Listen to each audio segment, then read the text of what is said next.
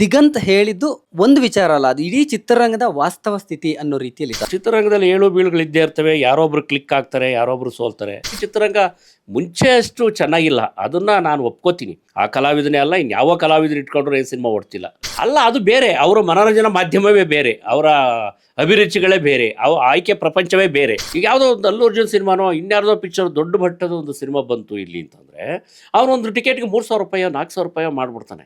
ನಮ್ಮವರು ಕೂಡ ನಮ್ಮ ಚಿತ್ರರಂಗನ ತುಳಿಯೋಕೆ ಹೆಂಗೆ ಕಾರಣ ಆಗ್ತಾರೆ ಅನ್ನೋದು ಕೂಡ ಅವ್ರಿಗೆ ಸ್ಟೇ ತಂದಂಥ ಪುಣ್ಯಾತ್ಮರಿಗೆ ಕೈ ಮುಗಿಬೇಕು ನಾವು. ಆ ಪ್ಯಾನ್ ಇಂಡಿಯಾ ಸಿನಿಮಾದಿಂದ ಏನಾಗುತ್ತೆ? ಇಡೀ ಚಿತ್ರರಂಗ ಅದರಿಂದ ಉಳಿಯುತ್ತಾ?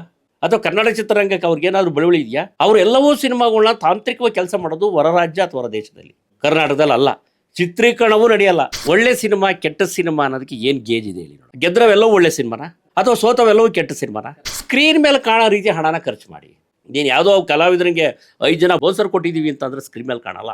ಅವನಿಗೆ ದೊಡ್ಡ ಕ್ಯಾರವನ್ ಕೊಟ್ಬಿಟ್ಟಿದ್ವಿ, ಅಲ್ಲೇದೋ ಹೈಟೆಕಲ್ಲಿ ರೂಮಾಗಿ ಕೊಟ್ಟಿದ್ದೆ, 5 ಜನ ಅಸಿಸ್ಟೆಂಟ್ಗಳನ್ನ ಕೊಟ್ಟಿದ್ದೆ, ಮೇಕಪ್ ಮಾಡೋಕ್ಕೊಬ್ಬ, ಏರ್ ಡ್ರೆಸ್ಗೊಬ್ಬ, ಕೈ ಹಿಡಿಯೋಕ್ಕೊಬ್ಬ, ಕಾಲು ಹಿಡಿಯೋಕ್ಕೊಬ್ಬ.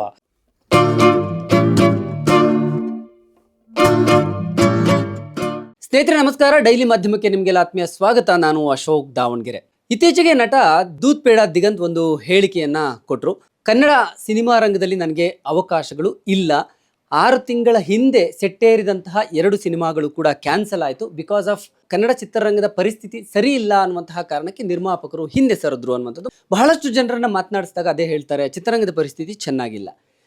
ಯಾಕೆ ಇಂತಹ ಒಂದು ಪರಿಸ್ಥಿತಿ ನಿರ್ಮಾಣ ಆಗಿದೆ? ಏನಾಗ್ತಿದೆ ಕನ್ನಡ ಚಿತ್ರರಂಗದಲ್ಲಿ? ಸೊ ಇದೆಲ್ಲದ್ರ ಬಗ್ಗೆ ಒಂದಷ್ಟು ಜನರನ್ನ ನಾನು ಸೀರಿಯಸ್ ಆಗಿ ಮಾತಾಡಿಸ್ತಾ ಹೋಗ್ತೀನಿ. ನಮ್ಮ ಜೊತೆ ಈಗ ಕನ್ನಡ ಚಲನಚಿತ್ರ ವಾಣಿಜ್ಯ ಮಂಡಳಿಯ ಅಧ್ಯಕ್ಷರಾಗಿರುವಂತಹ ಕೃಷ್ಣೇಗೌಡರಿದ್ದಾರೆ. ಸರ್ ನಮಸ್ಕಾರ. ನಮಸ್ತೆ. ಹೇಗಿದ್ದೀರಿ? But super. ನೀವು ಹೇಗಿದ್ದೀರಿ? ನಾನು ಸೂಪರ್ ಆಗಿದ್ದೀನಿ ಸರ್. ದಿಗಂತ್ ಹೇಳಿದ್ದು ಒಂದು ವಿಚಾರ ಅಲ್ಲ, ಅದು ಇಡೀ ಚಿತ್ರರಂಗದ ವಾಸ್ತವ ಸ್ಥಿತಿ ಅನ್ನೋ ರೀತಿಯಲ್ಲಿತ್ತು. ಅದಕ್ಕಾಗಿ ಅದನ್ನು ನಾನು ರೆಫರೆನ್ಸ್ ರೀತಿಯಲ್ಲಿ ತಗೊಂಡೆ. ಬಹಳಷ್ಟು ಜನರ ಮನಸ್ಸಲ್ಲಿ ಅದಿದೆ, ಹೌದು ಹಿಂಗಾಗ್ತಿದೆ ಚಿತ್ರರಂಗದಲ್ಲಿ ಅಂತ. ಆದರೆ ದಿಗಂತ್ ತಮ್ಮ ಮನಸ್ಸಲ್ಲಿರೋ ನೋವನ್ನು ಹಿಡ್ಕೊಳ್ಳೋಕ್ಕಾಗದೆ ಅದನ್ನು ಹೇಳ್ಕೊಂಡ್ರು. ನಿಮಗೆ ಏನು ಅನಿಸುತ್ತೆ ಚಿತ್ರರಂಗದ ಸ್ಥಿತಿ ಗತಿಯ ಬಗ್ಗೆ? ನೀವು ಗಮನಿಸ್ತಾ ಇದ್ದೀರಿ, ಏನಿದೆ ವಾತಾವರಣ?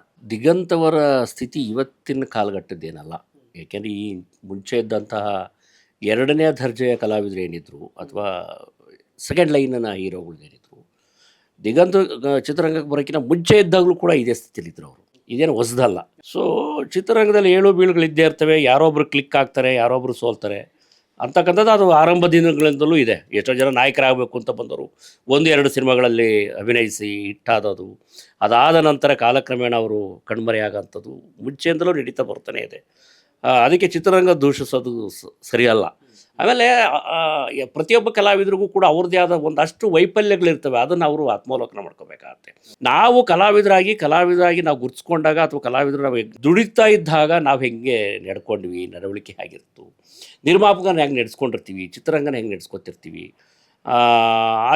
ಅಲ್ಲಿ ಚಿತ್ರರಂಗಕ್ಕೆ ನನ್ನ ಕೊಡುಗೆ ಏನಿತ್ತು, ನಾನು ಯಾವ ರೀತಿ ನಡ್ಕೊಂಡೆ, ಚಿತ್ರರಂಗಕ್ಕೆ ನಾನೇನು ಕೊಡುಗೆ ಕೊಟ್ಟೆ ಅಂತಕ್ಕಂಥದ್ದನ್ನು ತಾವು ಆತ್ಮಾವಲೋಕನ ಮಾಡ್ಕೊಂಡ್ಬಿಟ್ರೆ ಬಹುತೇಕ ಜನಕ್ಕೆ ಉತ್ತರ ಸಿಕ್ಕುತ್ತೆ ಇದಕ್ಕೆ ಸಂಬಂಧಪಟ್ಟಂಗೆ. ಬಟ್ ನಾನು ನಿನ್ನೆನೂ ಕೂಡ ನಿಮ್ಮ ಹತ್ರ ಮಾತಾಡಬೇಕಾದ್ರೆ ಒಂದು ಹೇಳಿದೆ, ಈಗ ಒಂದು ಮೊಬೈಲ್ ಫೋನಿನ ರೇಟು 50,000 ರೂಪಾಯಿ ಇದೆ ಅಂತ ಇಟ್ಕೊಳ್ಳಿ. ಅದನ್ನು ನಾನು ಒಂದು 30,000 ರೂಪಾಯಿಗೆ ಮಾಡೋಕ್ಕೆ ಸಾಧ್ಯ ಆದರೆ ಅಟ್ಲೀಸ್ಟ್ ನಾನು ಒಂದು 20,000 ರೂಪಾಯಿ ಲಾಭದಲ್ಲಿ ಇರ್ತೀನಿ. ಅಥವಾ ವರ್ಸ್ಟ್ ಕಮ್ ವರ್ಸ್ಟ್ ಅಂದರೆ ನನಗೆ ಹಾಕಿರೋ ಹಣ ಬರುತ್ತೆ, ಹಂಗೂ ಹೋಯ್ತಾ ಒಂದು 5,000 ರೂಪಾಯಿ ಹೋದರೂ ತಡ್ಕೊಳ್ಳುವ ಶಕ್ತಿ ಇರುತ್ತೆ.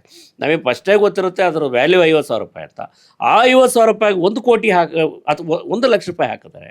ನೇರವಾಗಿ ಗೊತ್ತಿರುತ್ತೆ ಈಗ 50,000 ರೂಪಾಯಿ ಲಾಸಲ್ಲಿದ್ದೀನಿ ಅಂತ. ಇದು ವ್ಯವಸ್ಥೆ. ಇದನ್ನು ಅರ್ಥ ಮಾಡ್ಕೊಳ್ಳಲ್ಲ ಯಾರೂ. ಅವ್ರು ಇದಕ್ಕಿದ್ದಂಗೆ ಬೇರೆ ಬೇರೆ ಥರದ ಆಯಾಮಗಳಲ್ಲಿ ಸಿನಿಮಾನ ಯೋಚನೆ ಮಾಡೋಕ್ಕೆ ಆರಂಭಿಸ್ತಾರೆ. ಇದು 60ನ ಕಾಲಘಟ್ಟದಲ್ಲೂ ಇತ್ತು, ಹಿಂದೆನೂ ಇರದೆ, ಮುಂದೆನೂ ಇರುತ್ತೆ. ಇದು ಅವರ ವೈಫಲ್ಯಗಳು. ಇನ್ನು ಮುಂದುವರೆದಾಗಿ ಚಿತ್ರರಂಗ ಮುಂಚೆ ಅಷ್ಟು ಚೆನ್ನಾಗಿಲ್ಲ, ಅದನ್ನು ನಾನು ಒಪ್ಕೋತೀನಿ. ಆ ಕಲಾವಿದನೇ ಅಲ್ಲ, ಇನ್ಯಾವ ಕಲಾವಿದ್ರು ಇಟ್ಕೊಂಡ್ರೆ ಏನು ಸಿನಿಮಾ ಓಡ್ತಿಲ್ಲ. ಸೊ ಯಾವುದೇ ಕಲಾವಿದ್ರು ಇಟ್ಕೊಂಡ್ರೆ ಏನು ಸಿನಿಮಾ ಓಡ್ತಿಲ್ಲ. ಅದು ಮನೋರಂಜನಾ ಮಾಧ್ಯಮ ಅಂತಕ್ಕಂಥದ್ದು ಕೈನಲ್ಲಿ ಸಿಗ್ತಾ ಇದೆ.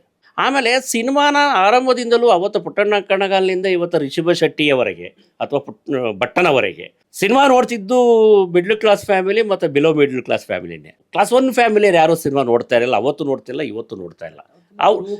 ಅಲ್ಲ, ಅದು ಬೇರೆ, ಅವರ ಮನೋರಂಜನಾ ಮಾಧ್ಯಮವೇ ಬೇರೆ, ಅವರ ಅಭಿರುಚಿಗಳೇ ಬೇರೆ, ಆಯ್ಕೆ ಪ್ರಪಂಚವೇ ಬೇರೆ. ಅವರು ಸಿನಿಮಾ ಅವರ ಆಯ್ಕೆ ಪ್ರಪಂಚ ಅಲ್ಲ. ಅದು ಸಿನಿಮಾ ನೋಡಿದ್ದಾರೆ ಅಂತಾರೆ, ಅದು ದೊಡ್ಡ ಇದು ಅವ್ರಿಗೆ, ಹೈ ಕ್ಲಾಸ್ ಸೊಸೈಟಿಗೆ.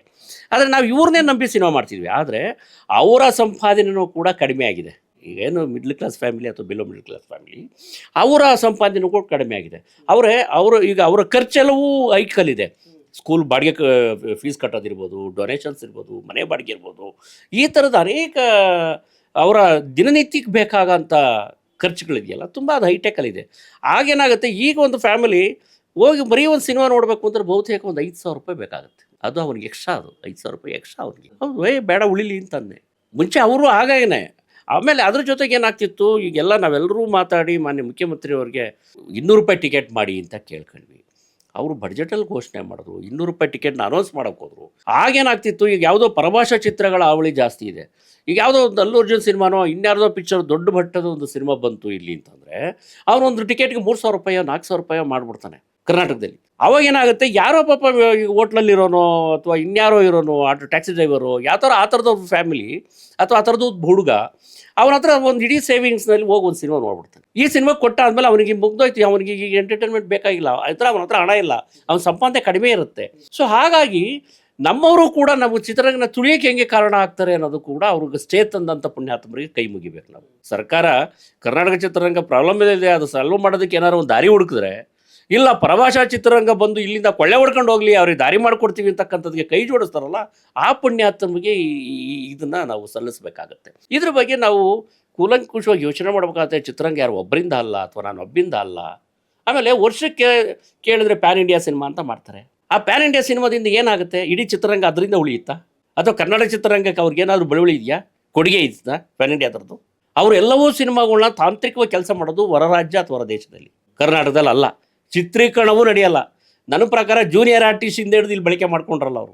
ಎಲ್ಲ ತಾಂತ್ರಿಕವಾಗಿ ಸಿಂಗರ್ಸ್ ಇರ್ಬೋದು, ರೈಟ್ರ್ ಇರ್ಬೋದು, ಫೈಟ್ ಮಾಸ್ಟರ್ ಇರ್ಬೋದು, ಕಲಾವಿದರು ಇರ್ಬೋದು, ಎಲ್ಲರೂ ಆಲ್ಮೋಸ್ಟ್ ಅಲ್ಲಿ ಹೊರಗಡೆ ಇರ್ತಾರೆ, ಒಬ್ಬ ಹೀರೋ ಬಿಟ್ಟರೆ. ಹೀಗಿರಬೇಕಾದ್ರೆ ಕನ್ನಡ ಚಿತ್ರರಂಗವನ್ನು ನೀವು ಹೆಂಗೆ ಉಳಿಯುತ್ತೆ ಅಂತ ಯೋಚನೆ ಮಾಡೋಕ್ಕಾಗತ್ತೆ? ಇದ್ರ ಬಗ್ಗೆ ಯಾರಾದರೂ ಯೋಚನೆ ಮಾಡ್ತಾರಾ?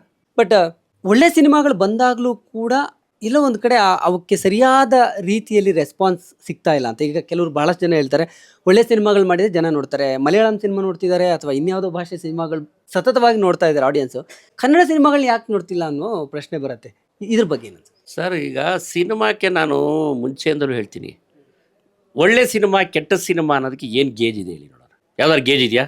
ಗೆದ್ದಂಥ ಸಿನಿಮಾ ಎಲ್ಲ ಒಳ್ಳೆ ಸಿನಿಮಾನ? ಅಕಸ್ಮಾತ್ ಯಾವುದೋ ಗೆಲ್ತು ಸಿನಿಮಾ ಅಂತ ಇಟ್ಕೊಳ್ಳಿ, ಗೆದ್ರವೆಲ್ಲವೂ ಒಳ್ಳೆ ಸಿನಿಮಾನ ಅಥವಾ ಸೋತವೆಲ್ಲವೂ ಕೆಟ್ಟ ಸಿನಿಮಾನ? ಅಲ್ಲ, ಅವ್ನು ಸಿನಿಮಾ ಮಾಡೋನಿಗೆ ಮುಂಚೆನೇ ಗೊತ್ತಾದ್ರೆ ಕೆಟ್ಟ ಸಿನಿಮಾ ಅಂದ್ರೆ ದುಡ್ಡು ಹಾಕಾಗ್ತಾನೆ. ಆಯ್ತು, ಈಗ ಗೆದ್ರವೆಲ್ಲವೂ ಒಳ್ಳೆ ಸಿನಿಮಾ ಅಂತ ಯಾವ್ದಾದ್ರು ಪ್ರೂವ್ ಮಾಡಿ ತೋರಿಸಿ ನೋಡೋಣ. ಇಲ್ಲ, ಈ ಸಿನಿಮಾ ನಾವು ಗೆದ್ದಲ್ಲ ಅದು ಒಳ್ಳೆ ಸಿನಿಮಾ ಅಂತ ಗೆದ್ದರ ಸಿನಿಮಾಗಳನ್ನ ಹೇಳಿ, ಎಷ್ಟು ವೀಕ್ನೆಸ್ ಹೇಳಿ. ಒಂದು ಏನಾಗುತ್ತೆ ಇಲ್ಲಿ ಅಂತಂದರೆ, ಆ ಒಳ್ಳೆ ಸಿನಿಮಾ ಅಥವಾ ಕೆಟ್ಟ ಸಿನಿಮಾ ಯಾವುದೇ ಸಿನಿಮಾ ಮಾಡಲಿ, ಒಂದು ಸಿನಿಮಾ ಮಾಡಿ ಆದಮೇಲೆ ಆ ಸಿನಿಮಾ ಒಳ್ಳೇದೋ ಕೆಟ್ಟದೋ ಅಂತ ಹೋಗಿ ನೋಡುವಷ್ಟೊತ್ತಿಗೆ ಜನಕ್ಕೆ ಆ ರೀಚ್ ಮಾಡುವ ರೀತಿನ ನಾವು ಕಳ್ಕೊಂಡಿದ್ದೀವಿ. ಯಾಕೆ ಕಳ್ಕೊತೀವಿ ಅಂತಂದರೆ, ಈಗ ಅದೇ ಹೇಳ್ದಂಗೆ ಒಂದು 2ನೇ ಲೈನಿನ ನಿರ್ಮಾಪಕರು ಅಥವಾ 3ನೇ ಲೈನಿನ ನಿರ್ಮಾಪಕರು ಏನಾಗ್ತಾನೆ, ಅವನ ಹತ್ರ ಈಗ ಹೇಳ್ದಂಗೆ ಹಣ ಜಾಸ್ತಿ ಖರ್ಚು ಮಾಡಿಸ್ಬಿಟ್ಟಿರ್ತಾರೆ. ಆಮೇಲೆ ಈಗ ಜನಕ್ಕೆ ತಲುಪಿಸೋದಿದೆಯಲ್ಲ, ಅದು ತುಂಬ ದೊಡ್ಡ ಟಾಸ್ಕ್ ಅದು. ಯಾಕೆಂತಂದರೆ ಈಗ ಅವ್ನಿಗೆ ಇರ್ತಕ್ಕಂಥ ಅಂಗೈಲ್ ಪ್ರಪಂಚ ಇರಬೇಕಾದ್ರೆ ಅದ್ರ ಬಿಟ್ಟು ಥಿಯೇಟ್ರಿಗೆ ಬರಬೇಕು, ಅದಕ್ಕೆ ಅವ್ನು ಟೈಮ್ ಇನ್ವೆಸ್ಟ್ ಮಾಡಬೇಕು, ತಿರ್ಗಿ ಅವನು ಹಣ ಇನ್ವೆಸ್ಟ್ ಮಾಡಬೇಕು. ಇವೆಲ್ಲವೂ ಕೂಡ ಅವನು ಇವತ್ತಿನ ಬೆಂಗಳೂರಿನ ಜಂಜಾಟದ ಜೀವನದಲ್ಲಿ ಅಥವಾ ಅವರ ಓಡಾಟದ ಜೀವನದಲ್ಲಿ ಇದಕ್ಕೆ ಎಕ್ಸ್ಟ್ರಾ ಜಾಗ ಟೈಮ್ ಕೊಡಬೇಕು ಅಂದರೆ ಅವನಿಗೆ ತಲುಪಬೇಕಲ್ಲ ಸಿನಿಮಾ. ಇಂಥದ್ದೊಂದು ಸಿನಿಮಾ ಬಂದಿದೆ, ಆ ಸಿನಿಮಾ ಈ ಥರ ಕಂಟೆಂಟ್ ಇಟ್ಕೊಂಡಿದೆ, ಆ ಸಿನಿಮಾನ ನೋಡೋದಕ್ಕೆ ನಮ್ಗೆ ನೋಡಬೇಕು ಅಂತಕ್ಕಂಥದ್ದನ್ನು ರೀಚ್ ಮಾಡಬೇಕಲ್ಲ ನಾವು. ಆ ರೀಚ್ ಮಾಡೋದ್ರಲ್ಲಿ ನಾವು ಸೋಲ್ತಾ ಇದ್ದೀವಿ. ಸೋಲೋಕ್ಕೆ ಯಾಕೆ ಕಾರಣ ಅಂದರೆ, ಹಣವನ್ನು ಮುಂಚೆನೇ ಇಲ್ಲಿ ಇನ್ವೆಸ್ಟ್ ಮಾಡಿಬಿಟ್ರೋದ್ರಿಂದ ಸಿನಿಮಾಕ್ಕೆ. ನಾನು ಪ್ರತಿಯೊಬ್ಬ ನಿರ್ಮಾಪಕರು ಹೇಳೋದೇನೆಂದರೆ, ಸ್ಕ್ರೀನ್ ಮೇಲೆ ಕಾಣೋ ರೀತಿ ಹಣನ ಖರ್ಚು ಮಾಡಿ. ನೀನು ಯಾವುದೋ ಕಲಾವಿದರಿಗೆ 5 ಜನ ಬೋನ್ಸರ್ ಕೊಟ್ಟಿದ್ದೀವಿ ಅಂತಂದರೆ ಸ್ಕ್ರೀನ್ ಮೇಲೆ ಕಾಣಲ್ಲ. ಅವನಿಗೆ ದೊಡ್ಡ ಕ್ಯಾರವನ್ ಕೊಟ್ಬಿಟ್ಟಿದ್ವಿ, ಅಲ್ಲೇದೋ ಹೈಟೆಕಲ್ಲಿ ರೂಮಾಗಿ ಕೊಟ್ಟಿದ್ದೆ, ಆಮೇಲೆ ಅಲ್ಲಿಗೆ ಅವನಿಗೆ 5 ಜನ ಅಸಿಸ್ಟೆಂಟ್ಗಳನ್ನ ಕೊಟ್ಟಿದ್ದೆ, ಮೇಕಪ್ ಮಾಡೋಕ್ಕೊಬ್ಬ, ಏರ್ ಡ್ರೆಸ್ಗೊಬ್ಬ, ಕೈ ಹಿಡಿಯೋಕ್ಕೊಬ್ಬ, ಕಾಲು ಹಿಡಿಯೋಕ್ಕೊಬ್ಬ ಅನ್ನೋದು ನಿಮಗೆ ಸ್ಕ್ರೀನ್ ಮೇಲೆ ಕಾಣಿಸಲ್ಲ.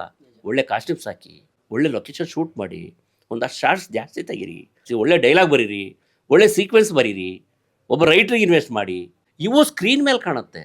ಆದರೆ ನಾವು ಅದು ಬಿಟ್ಟು ಬೇರೆ ಜಾಗದಲ್ಲಿ ಖರ್ಚು ಮಾಡ್ತಾ ಇದ್ದೀವಿ. ಆಮೇಲೆ ಸಿನಿಮಾ ನೋಡಿದ್ರೆ ಯಾಕ್ರಿ ಆ ಬಡ್ಜೆಟ್ ಸಿನಿಮಾ ನೋಡಿದ್ರೆ, ನಾನು ಒಬ್ಬ ಸಿನಿಮಾ ಮೇಕರ್ ಆಗಿ ಅಥವಾ ಸಿನಿಮಾ ನಿರ್ದೇಶಕನಾಗಿ ಅಥವಾ ಪ್ರೊಡ್ಯೂಸರ್ ಆಗಿ ಆ ಸಿನಿಮಾ ನೋಡಿದಾಗ ನನಗೆ ಆ ಬಡ್ಜೆಟ್ ಕಾಣಿಸಲ್ಲ ಸಿನಿಮಾದಲ್ಲಿ.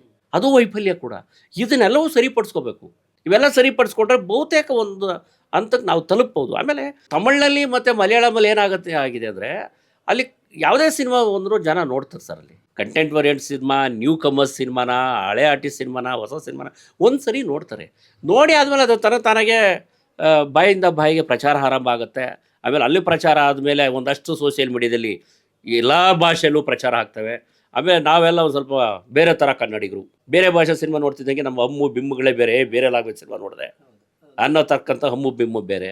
ಭಾಷೆ ಗೊತ್ತಿಲ್ಲರೂ ಕೂಡ ಹೋಗಿ ಸಬ್ ಟೈಟ್ಲಲ್ಲಿ ನೋಡ್ಬಿಟ್ಟೆ ಖುಷಿ ಪಡೋಂಥವ್ರು. ಅದೇ ಒಳ್ಳೆ ಸಿನಿಮಾ ಕನ್ನಡದಲ್ಲಿ ಮಾಡಿದ್ದೀವಿ ಅಥವಾ ಕನ್ನಡದಲ್ಲಿ ಯಾರೋ ಒಂದಷ್ಟು ಜನ ಪ್ರಯತ್ನ ಮಾಡ್ತಿದ್ದಾರೆ, ಕನ್ನಡ ಇಂಡಸ್ಟ್ರಿನ ನಾವು ಬೆಳೆಸಬೇಕು, ನಮ್ಮಿಂದ ಒಂದು 200 ರೂಪಾಯಿ 500 ರೂಪಾಯಿ ಒಂದು ಕೊಡುಗೆ ಕೊಟ್ಟು ಒಂದು ಸಿನಿಮಾ ನೋಡೋಣ ಅನ್ನೋ ಉದಾರವಾದ ಮನೋಭಾವ ಸ್ವಲ್ಪ ಕಡಿಮೆ ಅಂತ ನಾನು ಮುಂಚೆಯಿಂದಲೂ ಭಾವಿಸ್ತೀನಿ. ಯಾಕೆಂದರೆ ಎಲ್ಲ ಭಾಷೆ ಸಿನಿಮಾಗಳು ಇವರಿಗೆ ಇಲ್ಲಿ ಈಸಿಯಾಗಿ ಮುಂಚೆಯಿಂದಲೂ ಸಿಕ್ಕಕ್ಕೆ ಆರಂಭ ಆಯಿತು. ಅದು ಕೂಡ ತೊಂದರೆ. ಬೇಕಾದ ಜಾಗದಲ್ಲಿ ಬೇಕಾದ ಥರ ನೋಡೋದಕ್ಕೆ ಈಜಿಯಾಗಿ ಸಿಕ್ಕಂಗಾಗಿದೆ. ಅದು ಕೂಡ ಚಿತ್ರರಂಗಕ್ಕೆ ಮಾರಕ ಅಂತ ಹೇಳ್ತೀನಿ. ನಾನು ಒಂದಷ್ಟು ಮಾಹಿತಿನ ಕಲೆ ಹಾಕ್ತಿದ್ದೆ.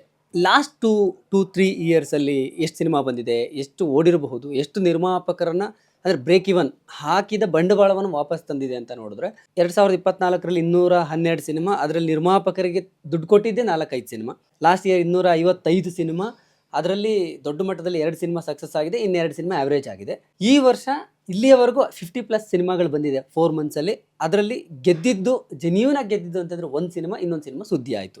ಯಾಕೆ ಈ ರೀತಿ ಅಂದರೆ ಇದು ಓವರ್ಫ್ಲೋನ ಅಂದರೆ ಆಡಿಯನ್ಸ್ಗೂ ಕೂಡ ಓವರ್ಫ್ಲೋ ಆಗ್ತಿದೆಯಾ? ಸಿನಿಮಾಗಳು ಆ ಮಟ್ಟಿಗೆ ಬರ್ತಾ ಇರೋದ್ರಿಂದ ಅವರಿಗೆ ಬ್ರೀದಿಂಗ್ ಸ್ಪೇಸ್ ಕೂಡ ಆಡಿಯನ್ಸ್ಗೆ ಕೊಡ್ತಿಲ್ವಾ ಅಂತ. ಸರ್, ಈಗ ಇನ್ನೊಂದು 15-20 ವರ್ಷದ ಹಿಂದೆ ಹೋಗಿ, ಅವಾಗ ಎಷ್ಟು ಸಿನಿಮಾ ಬರ್ತಿತ್ತು, ಆಗ ಸಕ್ಸಸ್ಫುಲ್ ರೇಟ್ ಎಷ್ಟಿತ್ತು. ಆಮೇಲೆ ಅವಾಗ ಈ ಥರದ ಚಾಲೆಂಜಸ್ ಮನೋರಂಜನಾ ಮಾಧ್ಯಮಗಳು ಕೈಯಲ್ಲಿ ಇರಲೇ ಇರಲಿಲ್ಲ.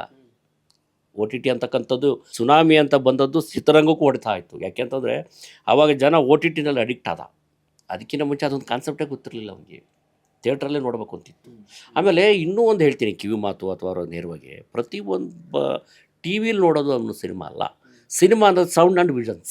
ನೀನು ಥಿಯೇಟ್ರಲ್ಲಿ ನೋಡಿದಾಗಲೇ ಆ ಮಜಾ ಸಿಕ್ಕದು ಬಿಟ್ಟರೆ, ನೀನು ಕಾಂಪ್ರಮೈಸ್ ಮಾಡ್ಕೊಂಡಾಗ ನಾವು ಹೆಂಗೆ ಈಗ ಊಟ ಟೈಮ್ನಾಗ ಊಟ ಸಿಗ್ತಾ ಇದ್ದಾಗ ತಿಂಡಿ ತಿಂದು ಸಮಾಧಾನ ಮಾಡ್ಕೊತೀವಲ್ಲ, ಹೊಟ್ಟೆ ತುಂಬ್ತು ಬಿಡಪ್ಪ ಅಂತ, ಆಗ ಹಂಗಾಗುತ್ತೆ. ನೀನು OTT ಬಿಟ್ಟರೆ ಸಿನಿಮಾ ಸೌಂಡ್ ಆ್ಯಂಡ್ ವಿಷನ್ಸೇ ನಿನಗೆ. ನೀವು ಥಿಯೇಟ್ರಲ್ಲಿ ನೋಡಿದಾಗಲೇ ಆ ಮಜಾ ಸಿಕ್ಕೋದು. ಅದರಲ್ಲಿ ಅವ್ರಿಗೆ ಖಂಡಿತ ಈಗ ವಂಚಿತನಾಗಿದ್ದಾನೆ. ಬಟ್ ನೀನು 15-25 ವರ್ಷದ ಹಿಂದಕ್ಕೆ ಹೋಗಿ ಸರ್, ಆಗಲೂ ಸಕ್ಸಸ್ಫುಲ್ ರೇಟ್ 5 to 10. ಒಂದಷ್ಟು ಅವರೇಜ್ ಆಗ್ತಿತ್ತು, ಹಾಕಿದ್ದೇ ಲಾಸ್ ಆಗ್ತಾ ಇರಲಿಲ್ಲ. ಒಂದು 10 ದಿನ ಅದರಲ್ಲೂ ಕೂಡ ನಿಮ್ಗೆಲ್ಲವೂ ಅಲ್ಲ, ಅವಾಗಲೂ ಲಾಸ್ ಇತ್ತು. ಅವಾಗ ಏನಪ್ಪ ಅಂದ್ರೆ ಇದಕ್ಕಿಂತ ಒಂದು 5% ಜಾಸ್ತಿ ನಿಮ್ಗೆ ಸಕ್ಸಸ್ಫುಲ್ ರೇಟ್ ಸಿಗ್ತಿತ್ತು. ಅಷ್ಟು ಬಿಟ್ಟರೆ ಈಗ 15-20 ವರ್ಷ ಆಮೇಲೆ ಅವಾಗಿನ ಜನಸಂಖ್ಯೆ ಎಷ್ಟಿತ್ತು, ಇವಾಗಿನ ಜನಸಂಖ್ಯೆ ಎಷ್ಟಿದೆ ಸರ್? 15-20 ವರ್ಷದಕ್ಕೆ ಹೋಗಿ ಆವತ್ತಿನ ಜನಸಂಖ್ಯೆ ಎಷ್ಟಿತ್ತು, ಇವಾಗಿನ ಜನಸಂಖ್ಯೆ ಎಷ್ಟಿದೆ, ಅದನ್ನು ಲೆಕ್ಕ ಹಾಕ್ಬೇಕಲ್ಲ ನೀವು. ಫ್ಲೋ ಸಿಗ್ತಿಲ್ಲ ಅಲ್ಲ, ನೋಡೋಕ್ಕಾಗ್ತಿಲ್ಲ ಅಲ್ಲ, ನೋಡೋ ಆಸಕ್ತಿ ಕಳ್ಕೊಂಡಿದ್ದಾನೆ. ಯಾಕೆ ಅಂದರೆ ಅವನ ವರ್ಕಿನ ಒತ್ತಡ ಮತ್ತು ಈ ಥರದ ದುಬಾರಿಯಾದ ಟಿಕೆಟು. ಆಮೇಲೆ ನೀವು ಒಂದು ಪಾಪ್ಕಾರ್ನ್ ತಗತ್ತಿ ಒಂದು ಮಲ್ಟಿಪ್ಲೆಕ್ಸ್ ಒಂದು 500 ರೂಪಾಯಿ ಕೊಡಬೇಕು. ಸುಮ್ಮನೆ ಕೂತ್ಕೊಂಡು ಸಿನಿಮಾ ನೋಡೋಕ್ಕಾಗಲ್ಲ. ಒಂದು ಕಾಫಿ ತೊಗೊಳ್ತೀನಿ 250 ರೂಪಾಯಿ ಕೊಡಬೇಕು. ಇವೆಲ್ಲವೂ ದುಬಾರಿ.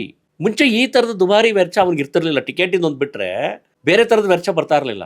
ಇವೆಲ್ಲವೂ ಕೂಡ ಸಿನಿಮಾ ಸೋಲಕ್ಕೆ ಕಾರಣ ಆಗ್ತಿದೆ. ಹಾಗಂತೇಳಿ ಕನ್ನಡದಲ್ಲಿ ಕಥೆಗಾರರಿಲ್ಲ, ಕನ್ನಡದಲ್ಲಿ ಒಂದು ಒಳ್ಳೆ ಸಿನಿಮಾ ಮಾಡ್ತಿಲ್ಲ ಅಂತಿಲ್ಲ. ಖಂಡಿತ ಕನ್ನಡದಲ್ಲಿ ಕಥೆಗಾರರಿದ್ದಾರೆ. ಕನ್ನಡದಲ್ಲಿ ಒಳ್ಳೊಳ್ಳೆ ಸಿನಿಮಾಗಳು ಖಂಡಿತ ಬರ್ತಿದೆ. ಒಳ್ಳೆ ಸಿನಿಮಾಗಳು ಮಾಡುವ ಪ್ರಯತ್ನ ಈಗಲೂ ನಡೀತಾ ಇದ್ದಾವೆ.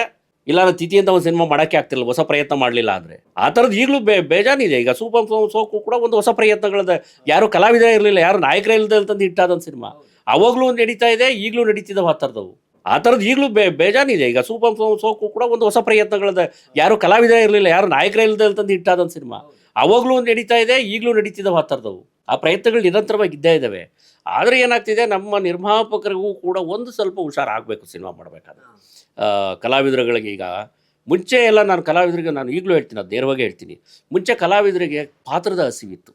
ಈಗಿರೋ ಕಲಾವಿದರು ಪಾತ್ರದ ಹಸಿವಿಲ್ಲ, ಹಣದ ಹಸಿವಿದೆ. ಯಾರು ಈಗ ಡಾಕ್ಟರ್ ರಾಜ್ಕುಮಾರ್ ಅವ್ರ ಥರ, ಅಣ್ಣವ್ರ ಥರ ನಾನು ಅದೊಂದು ಸಿನಿಮಾ ಮಾಡಬೇಕಿತ್ತು, ಆ ಥರದೊಂದು ಪಾತ್ರ ಮಾಡಬೇಕಿತ್ತು. ಅವತ್ತಿನ ಸೀರೀಸ್ ಇತ್ತಲ್ಲ, ಅವತ್ತಿನ ಹಿರಿಯ ಕಲಾವಿದರು ಯಾರಿದ್ದಾರಲ್ಲ, ಆ ಕಾಲಘಟ್ಟದ ಕಲಾವಿದರು ಇದ್ದಾರಲ್ಲ, ಈಗಲೂ ಅವ್ರ ಹತ್ರ ಮಾತಾಡಿದ್ರು. ಈಗಲೂ ಬೇಜಾರು ರಮೇಶ್ ಭಟ್ ಅವರು ಇದ್ದಾರೆ, ಇನ್ನೂ ಶ್ರೀನಿವಾಸ ಮೂರ್ತಿ ಅವ್ರದ್ದು ಇದ್ದಾರೆ. ಆ ಥರ ಎಲ್ಲ ಕಲಾವಿದರು ಈಗಲೂ ನಮ್ಮ ಜೊತೆಗಿದ್ದಾರೆ. ದೊಡ್ಡಣ್ಣವ್ರು ಇದ್ದಾರೆ. ಈ ಥರ ಇನ್ನೂ ಬೇಕಾದಷ್ಟು ಜನ ಸಿಗ್ತಾರೆ. ಅವ್ರು ಕೇಳಿ ನೋಡಿ, ಪಾತ್ರದ ಹಸಿವಿಲ್ಲ ಅವ್ರಿಗೆಲ್ಲ ಈಗಲೂ ಕೂಡ. ಒಂದು ಒಳ್ಳೆ ಪಾತ್ರ ಮಾಡೋಣ. ಈಗಲೂ ನನ್ನ ಹತ್ರ ಮಾತಾಡ್ತಿರ್ತಾರೆ, ಏನೋ ಅವಾರ್ಡ್ ಬಂತಂತೆ ನಿನ್ನ ಸಿನಿಮಾಕ್ಕೆ, ಅದರಲ್ಲಿ ಯಾಕೆ ನನಗೊಂದು ಮುದ್ಕೊಂದು ಪಾತ್ರ ಇರಲಿಲ್ವ ನಿಮಗೆ? ಈಗ ಯಾರಿಗಾರ ಹೋಗಿ ಒಬ್ಬ ಚಿಕ್ಕ ಪುಟ್ಟ ಕಲಾವಿದ್ರು ಕೇಳಿ ಸರ್, ಈಗ ಯಾವುದೋ ಕಾಮಿಡಿ ಶೋನಲ್ಲಿ ಮಾಡೋ ಹುಡುಗರು ಕೇಳಿ ಸರ್, ಪರ್ ಡೇ 25,000 ರೂಪಾಯಿ ಅಣ್ಣ ಅಂತಾರೆ. ಅವ್ರಿಗೆ ಕೂಡ 25,000 ರೂಪಾಯಿ ಹಾಕಿದ್ರೆ ನನಗೆ ವ್ಯಾಪಾರ ಆಗುತ್ತಂತ ನಾನು ಯೋಚನೆ ಮಾಡ್ಬೇಕಲ್ಲ. ಆ ಮುಖ ನೋಡಿ ಥಿಯೇಟ್ರಿಂದ ಜನ ಬರ್ತಾರಾ? ನಾನು ಅದನ್ನೇ ಹೇಳ್ತಿದ್ದೆ. ನಿನ್ನೆ ಯಾರೋ ಕಂಪ್ಲೇಂಟ್ ತಂದಿದ್ರು, ಯಾರೋ TV ಸೀರಿಯಲ್ ಹುಡುಗ ಅಂತ ಒಂದು 4 ಸಿನಿಮಾ ಮಾಡಿದಾರಂತೆ ಸರ್, ಈಗ ಪ್ರಚಾರಕ್ಕೆ ಬರ್ತಿಲ್ಲ ಅಂತೆ. ಫಸ್ಟ್ ಆಫ್ ಆಲ್ ನಾವು ಹಾಕಿಟ್ಟಿದ್ದೆ ತಪ್ಪು. TV ಸೀರಿಯಲ್ ಆ್ಯಕ್ಟ್ ಮಾಡ್ತಾನೆ ಅಂದರೆ ಪುಕ್ಸಟೆ ನೋಡೋ ಮುಖ, ಅದು ದುಡ್ಡು ಕೊಟ್ಟು ನೋಡೋ ಮುಖ ಅಲ್ಲ. ಹೌದಾನೆ? ಟಿವಿನಲ್ಲಿ ಬರ್ತಾವನ ಅವನು ಅಂದರೆ, ಸೀರಿಯಲ್ ಆ್ಯಕ್ಟ್ ಮಾಡ್ತಾನೆ ಅಂದರೆ ಅದು ಪುಕ್ಸಟೆ ನೋಡೋ ಮುಖ. ಅದು ಥಿಯೇಟ್ರಿಗೆ ಯಾಕೆ ಬಂದು ದುಡ್ಡು ಕೊಟ್ಟು ಆ ಮುಖ ನೋಡೋಕೆ ಹೋಗ್ತಾನೆ? ನೀನು ಅವ್ನು ಹಾಕೋಕ್ಕಿಂತ ಮುಂಚೆನೇ ಯೋಚನೆ ಮಾಡ್ಬೇಕಾಯ್ತು, ಇದು ಪುಕ್ಸಟೆ ನೋಡೋ ಮುಖ, ಇದು ನಾವು ದುಡ್ಡು ಕೊಟ್ಟು ನೋಡೋಕೆ ಹಾಕ್ಬಾರ್ದಾಯ್ತು. ನೀನು ಅದು ತೀರ್ಮಾನ ಫಸ್ಟ್ ತಗೋಬೇಕಾಯ್ತು. ಸೀರಿಯಲಲ್ಲಿ ಬರ್ತಾವನೆ ಅಂತಿದ್ದಾಗೆ ನೀನು ಹಾಕೊಂಡಿದ್ದೀನಿ ನಿನ್ನ ಮೂರ್ಖತನ. ಅದ್ರ ಬದಲು ಫ್ರೆಶ್ ಆಗಿರೋ ಒಬ್ಬ ಆರ್ಟಿಸ್ಟ್ ಹಾಕು. ನನಗೇನಾಗುತ್ತೆ ಅಂದ್ರೆ ಸೀರಿಯಲ್ ಆಡೋ ಸ್ಟೇಲಾಗಿ ಹೋಗಿರ್ತಾನೆ, ಮನಾಟನ ಸಾಕ್ ಮಾಡಿರ್ತಾನೆ, ಅವ್ನ ವಾಯ್ಸ್ ಗೊತ್ತಿರುತ್ತೆ, ಅಭಿನಯ ಗೊತ್ತಿರುತ್ತೆ, ಎಲ್ಲವೂ ಅವ್ನ ಬಗ್ಗೆ ಗೊತ್ತಾಗೋಗ್ಬಿಟ್ಟಿರ್ತಾಗಲೇ. ಒಂದು ಮೆಗಾ ಸೀರಿಯಲ್ ಮಾಡಿದಾಗ ಆ ಕಲಾವಿದನ ಎಲ್ಲ ಥರದ್ದನ್ನು ಹಿಂಡ್ ಹಾಕ್ಬಿಟ್ಟಿರ್ತಾರೆ ಅವರು. ತೀರಾ ಅವನನ್ನು ನಾಕ ಮಾಡಿದ್ದೆ ನಿಂದು ಮೂರ್ಖತನ. ಈಗ ತಿರ್ಗಾ ಅವನನ್ನು ಪ್ರಚಾರಕ್ಕೆ ಬರ್ತಿಲ್ಲ ಅಂತ ಬೇರೆ ಕೇಳ್ತಿದ್ಯಾ? ಲಾಠಿಚಾರ್ಜ್ ನಡೀತಾ ಒಬ್ಬ ಪ್ರಚಾರ ಮಾಡಿದ್ರೆ ಜನ ಓಡ್ಬಂದ್ಬಿಡ್ತಾರ. ಅದಕ್ಕೆ ನಮ್ಮ ವೈಫಲ್ಯಗಳನ್ನ ಫಸ್ಟ್ ಸರಿಪಡಿಸ್ಕೊಳ್ಳಿ. ಫಸ್ಟು ಒಂದು ಒಳ್ಳೆ ಕತೆ ಹುಡುಕಿ, ಆಮೇಲೆ ಯಾರೋ ಪ್ರೊಡ್ಯೂಸರ್ ಸಿಗ್ತಾ ಅವರು ಇಮ್ಮಿಡಿಯೇಟಾಗಿ ನಾನು ಸಿನಿಮಾ ಮಾಡಬೇಕು ಅನ್ನೋದು ಫಸ್ಟ್ ಬಿಡಿ ಡೈರೆಕ್ಟರ್ಗಳು. ನಾನು ಇವತ್ತವರೆಗೂ ನಾನೊಂದು ಕತೆ ಮಾಡೋದು ಫಸ್ಟ್ ತಲೆ ಕೆಡ್ಸ್ಕೊತೀನಿ. ಆ ಕತೆಗೆ ಯಾರು ಬೇಕು ಅವ್ರ ಮೇಲೆ ಹುಡುಕತ್ತೀನಿ. ಎಲ್ಲರೂ ಅದು ಮಾಡಿ. ಅವ್ರು ಯಾರೋ ದೊಡ್ಡ ಸ್ಟಾರ್ ಡೇಟ್ ಕೊಟ್ಟವ್ರು ಅಂತಿದ್ದೆ, ಯಾವ ದೊಡ್ಡ ಸ್ಟಾರ್ ಇಟ್ಕೊಂಡು ಸಿನಿಮಾ ಮಾಡೋರು ಕೂಡ ಕಾಸು ಮಾಡೋರು ವರ್ಷದಲ್ಲಿ ಎಷ್ಟು ಜನ ಮಾಡಿದ್ದಾರೆ ಕರ್ಕೊಂಬನ್ನಿ. ನಾನು 100 ಕೋಟಿ ಯಾಕೆ ಸಿನಿಮಾ ಮಾಡಿದ್ದೀನಿ, ನಾನು ಎಷ್ಟು ಕೋಟಿ ಕಳ್ಕೊಂಡಿದ್ದಾರೆ. 50 ಕೋಟಿ ಯಾಕೆ ಸಿನಿಮಾ ಮಾಡೋದು ನಿರ್ಮಾಪಕ ಎಷ್ಟು ಕಳ್ಕೊಂಡಿದ್ದಾರೆ. ನಾವು 75 ಕೋಟಿ ಕೊಟ್ಟು ಇಡೀ ಕರ್ನಾಟಕದ ತೊಗೊಂಬಿಟ್ರು ರಿಲೀಸ್ ಮಾಡಿದೆ ಅಂತ ಡಿಸ್ಟ್ರಿಬ್ಯೂಟರ್ ಎಷ್ಟು ಕಳ್ಕೊಂಡಿದ್ದಾರೆ. ಆಮೇಲೆ ಅದಕ್ಕೆ MG ಅಂತ ಅಡ್ವಾನ್ಸ್ ಕೊಟ್ಟು ದೊಡ್ಡ ಸ್ಟಾರ್ ಸಿನಿಮಾ ಬೇಕೇ ಬೇಕು ನಮ್ಮ ಥಿಯೇಟ್ರಿಗೆ ಅಂತ ಹಾಕಿದ್ದ ಪ್ರದರ್ಶಕರು ಎಷ್ಟು ದುಡ್ಡು ಕಳ್ಕೊತಿದ್ದಾರೆ. ಫಸ್ಟು ನಾವು ಅದನ್ನೇ ಸರ್ ಹೇಳೋದು, ಒಂದು ಸಿನಿಮಾನ ಮಾಡ್ಬೇಕಾದ್ರೆ ಒಂದು ಒಳ್ಳೆ ಕತೆ ಮಾಡಿ ಫಸ್ಟು. ಆಮೇಲೆ ಅದು ಕತೆಗೆ ತಕ್ಕನಾಗೆ ಎಷ್ಟು ಹಣ ಬೇಕೋ ಅಷ್ಟನ್ನು ಖರ್ಚು ಮಾಡಿ. ಆಮೇಲೆ ಪಬ್ಲಿಸಿಟಿ ದುಡ್ಡು ಖರ್ಚು ಮಾಡಿ. ಆಮೇಲೆ ಅವ್ನು ಬಂದು ನೋಡಾದ್ಮೇಲೂ ಕೂಡ ಅವ್ನು ಒಪ್ಕೋಬೇಕು, ಎಸ್ ಅವ್ನು ಏನೋ ಹೇಳಿದ್ದಪ್ಪ ಸಿನಿಮಾದ ಹಿಂಗಿದೆ, ಪರವಾಗಿಲ್ಲ ನೋಡೋಂಗಿದೆ ಅಂತ ಅನ್ಸೋದಕ್ಕಾರ ಬೇಕಲ್ಲ. ಅದು ನೋಡ್ಬಿಟ್ಟು ಬೇರೆ ವಾಮಮಾರ್ಗದ ದುಡ್ಡು ಖರ್ಚು ಮಾಡ್ತೀರಿ, ಆಮೇಲೆ ಸಾಲ ಮಾಡ್ತೀರಿ, ಆಮೇಲೆ ಚಿತ್ರರಂಗನ ಬೈಕೊಂಡು ಓಡಾಡ್ತೀವಿ. ಒಂದು ಸಿನಿಮಾ ಮಾಡ್ಬಿಟ್ಟು ಆ ಚಿತ್ರರಂಗಕ್ಕೆ ಹೋಗಿ ಹಾಳಾಗೋದೆ, ಸಿನಿಮಾ ಮಾಡಿ ಹಾಳಾಗೋದೆ. ನಾನು ತುಂಬ ಜನಕ್ಕೆ ಒಂದು ಎಕ್ಸಾಂಪಲ್ ಕೊಡ್ತೀನಿ. ಒಂದು ಚಿಕ್ಕ ಸ್ಕೂಟ್ರ್ ತಗೊಳ್ಳಿ ಸರ್, ಸೆಕೆಂಡ್ ಹ್ಯಾಂಡ್ಲ ಸ್ಕೂಟ್ರ್, ಅದೊಂದು 25,000 ರೂಪಾಯಿ ಕಾಸ್ಟ್ ಇರುತ್ತೆ. ಆ ಸ್ಕೂಟ್ರ್ ತಗೊಳ್ಳೋಕ್ಕಿಂತ ಮುಂಚೆ ಒಂದು RC ಬುಕ್ ಚೆಕ್ ಮಾಡ್ತೀರಾ? ಎಲ್ಲರೂ ಆಕ್ಸಿಡೆಂಟ್ ಆಗಿದೆಯಾ ಅಂತ ಚೆಕ್ ಮಾಡ್ತೀಯಾ? ನಮಸ್ಕಾರ, ನಾನು ನಿಮ್ಮ ಸುಕೃತವಾಗಲಿ. ಡೈಲಿ ಮಾಧ್ಯಮ ಇವರ ಯೂಟ್ಯೂಬ್ ಚಾನಲ್ನ ನೀವು ಸಬ್ಸ್ಕ್ರೈಬ್ ಮಾಡಿ, ಹಾಗೂ ನಮ್ಮ ಕನ್ನಡ ಇಂಡಸ್ಟ್ರಿ ಬಗ್ಗೆ ಅಥವಾ ಯಾವುದೇ ನ್ಯೂಸ್ ನಿಮಗೆ ಲೇಟೆಸ್ಟ್ ಆಗಬೇಕಂದ್ರೆ ಇವ್ರನ್ನ ಫಾಲೋ ಮಾಡಿ, ಲೈಕ್ ಮಾಡಿ. ಇನ್ಸ್ಟಾಗ್ರಾಮಲ್ಲೂ ಫೇಸ್ಬುಕ್ಕಲ್ಲೂ ಇದ್ದಾರೆ. So all the best.